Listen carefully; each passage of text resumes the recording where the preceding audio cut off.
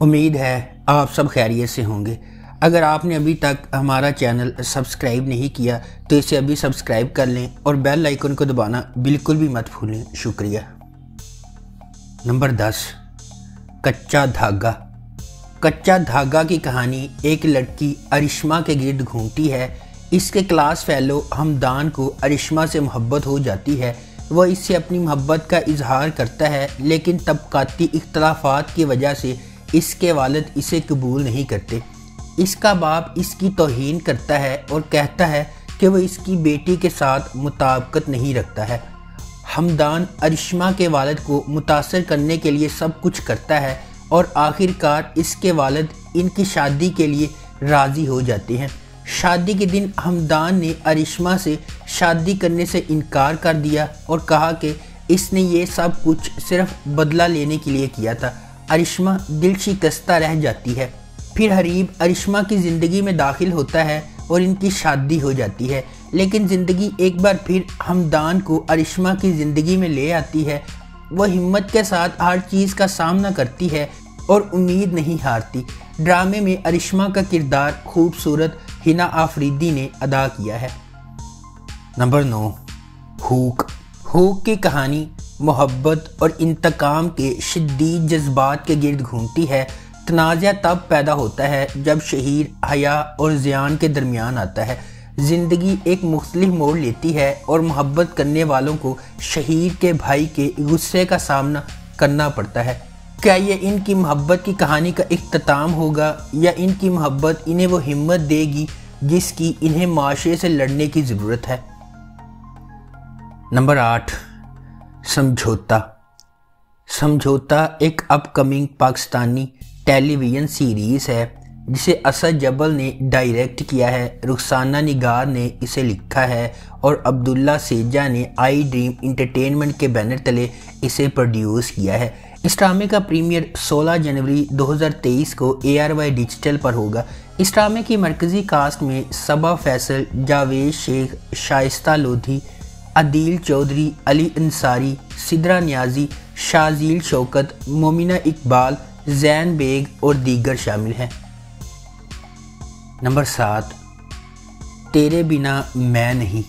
تیرے بنا میں نہیں ایک اصل کہانی ہے جو صحیح وقت پر صحیح فیصلے لینے اور اونچی اڑان بھرتے ہوئے بھی اپنے آپ کو گراؤنڈ رکھنے کی بات کرتی ہے۔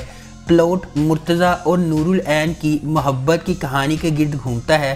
موڑ تب آتا ہے جب مرتضیٰ نے شادی کرنے کا فیصلہ کیا، لیکن بعد میں نور کی نظروں میں اس کی اصل قدر کا پتہ چل جاتا ہے۔ وہ اس کے بارے میں کم تر سوچتی ہے اور اس وقت جب تہنیت کا کردار سامنے آتا ہے۔ نمبر 6، مقدر کا ستارہ۔ ڈرامہ مقدر کا ستارہ کی شاندار داستان شادیوں کو غیر ذمہ دارانہ پرورش کے علاج کے طور پر سمجھنے کے معاشرتی مسئلے کے بارے میں بات کرتی ہے۔ کہانی اس وقت شروع ہوتی ہے جب صفدر، ایک پاکستانی امریکی اچھی طرح سے آباد شخص، اپنے بگڑے ہوئے بیٹے کی شادی اپنے دوست کی پڑھی لکھی بیٹی ہادیہ سے کرواتا ہے۔ اب ہادیہ کو اپنی زندگی میں مشکل وقت کا سامنا کرنا پڑتا ہے۔ ڈرامہ اس بات کو بھی بے نقاب کرے گا کہ ایسے حالات میں معاشرہ کس طرح برتاؤ کرتا ہے۔ نمبر 5، میرے بن جاؤ۔ ڈرامے کی کہانی رومانس، جذبات، سسپنس اور تفریح سے بھرپور ہے۔ ڈرامے میں مرکزی کردار کنزہ ہاشمی، اظفر رحمان اور زاہد احمد نے ادا کیے ہیں۔ اس سیریل میں ناظرین کو لو ٹرائنگل دیکھنے کو ملے گا۔ اظفر رحمان منفی کردار ادا کر رہے ہیں اور شاندار اداکاری سے مداحوں کا دل جیتنے کے لیے تیار ہیں۔ زاہد احمد اس ڈرامے میں ایک مختلف کردار کے ساتھ نظر آئیں گے اور انہوں نے ایک بار پھر اپنی شاندار اداکاری کا لوہا منوایا ہے۔ نمبر 4، یوں ہی۔ بہت ساری چیزیں زندگی میں آتی ہیں، وہ یوں ہی دری کی دری رہ جاتی ہیں، ان کی جار پوچھ بھی نہیں کی جاتی، بعض دفعہ ان کی صفائی بھی نہیں کی جاتی۔ یہ فیصلہ انسان کو کرنا ہے کہ جو یوں ہی نظر آ رہا ہے وہ یوں ہی رہے گا یا اس میں کچھ تبدیلی آئے گی۔ دو لوگ ملتے ہیں، ان کی بنیاد ایک ہی ہے لیکن وہ مختلف معاشروں میں بڑے ہوئے ہیں۔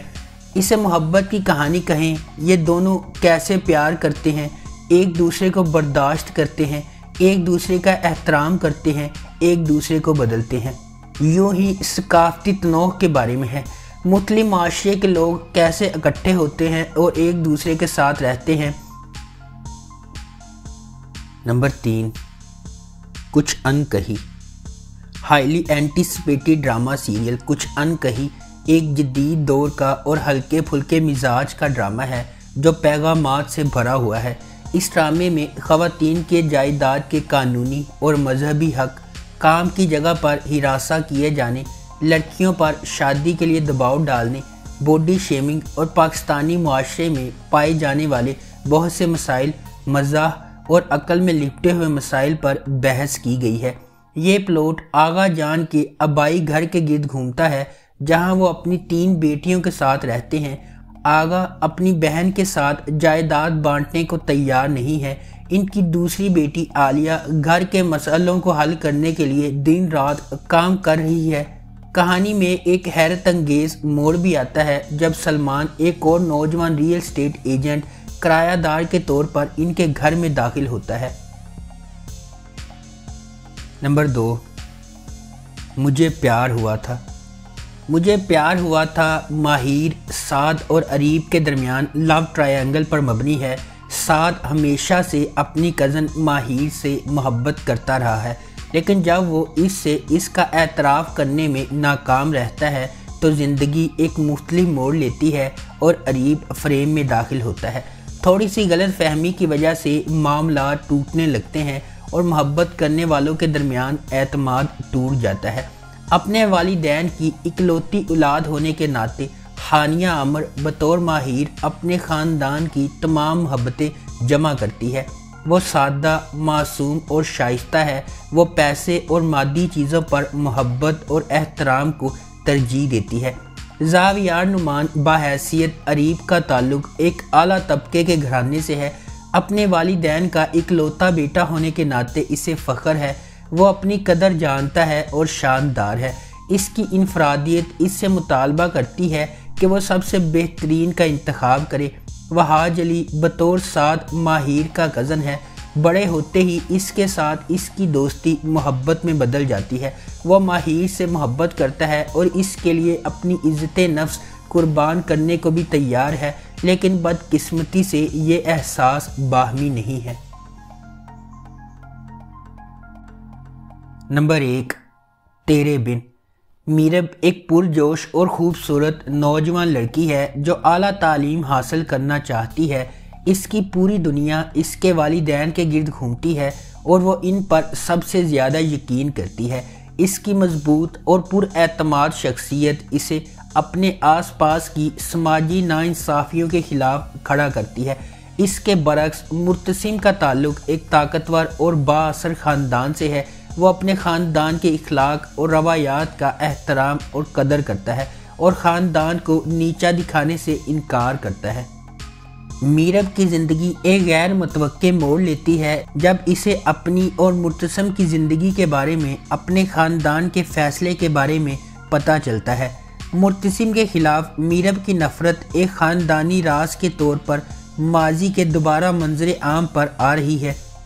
مختلف پس منظر اور ذہنیت سے آتے ہوئے مرتسم کو میرب کے اپنے تئیں متکبرانہ رویے کا احساس ہونے لگتا ہے اور وہ اسے اپنے لیے ایک چیلنج سمجھنے لگتا ہے۔